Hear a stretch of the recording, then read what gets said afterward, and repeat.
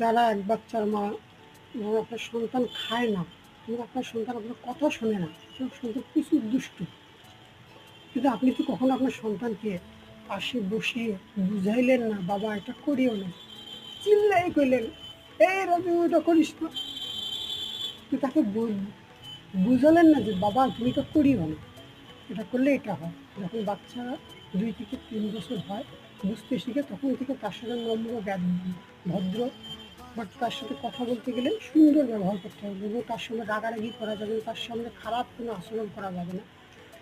ঠিক আছে, এটা তো আমরা সবাই জানি, তারপরেও বাচ্চাদের কিছু জানার থাকে। তো যেখানে যান না কেন সবসময় বলবে বাবা এটা কি, এটা কি, এটা কি। আমি বাসায় গেলে আমাকে বলে এটা তো এটা। আমি যখন থেকে আমার ছেলে আমাকে প্রশ্ন করা শুরু করছে, তখন থেকে আমি অনেক খুশি, কারণ আমার ছেলে প্রশ্ন করলে তাকে আমি কিছু দিতে পারবো, তাকে আমি ভবিষ্যতের জন্য কিছু দিতে পারবো। টাকা দিলেই শুধু সন্তান মানুষ